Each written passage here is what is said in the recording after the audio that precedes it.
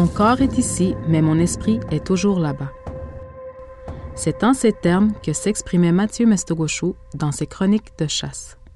Ils illustrent clairement le lien étroit qui unit un chasseur Innu et son territoire de chasse. Les Innus sont issus d'un peuple nomade qui voyageait d'est en ouest, du nord au sud, marchant sur les traces du caribou. Les Innus de la côte nord, que l'on appelle Mamut Inut, chassent toujours le caribou. Lorsque les Innus tuent un animal, ils ne gaspillent rien.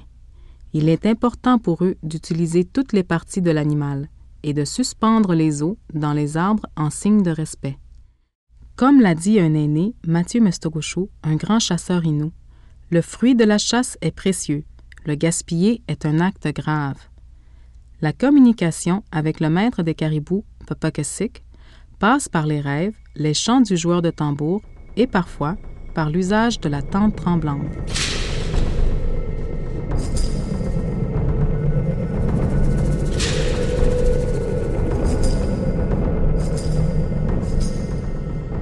Les Innus chassent également certains animaux pour leur fourrure, tels la martre, le vison, la loutre et le loup, qu'ils échangeront contre des provisions comme de la farine, du sucre, du saindoux, des cartouches et des peaux, une fois rendus à Northwest River. Cette ville du Labrador constitue pour les Innus un point de ralliement où l'on effectue la traite des fourrures. Ils y arrivent au mois de décembre, après 5 mois de canot, de portage et de marche en raquette. Les Innus, heureux de se retrouver en plus grand nombre, passent tout le reste de l'hiver à Northwest River. Au mois de mars, ils commencent à redescendre vers les rives du Saint-Laurent. Au dégel, ils récupèrent leurs canots là où ils les avaient laissés et pagaient jusqu'au littoral, Winnipegout. Ils se retrouvent de nouveau tous ensemble et partagent le fruit de leur chasse lors d'un grand festin communautaire.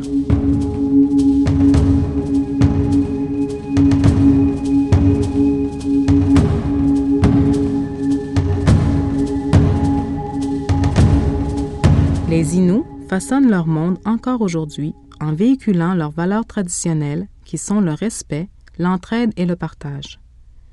Notre peuple doit aussi concilier 2 univers, car la jeunesse doit être guidée à travers l'enseignement de la langue de la forêt, langue qu'elle peut acquérir par la pratique des activités traditionnelles comme la chasse.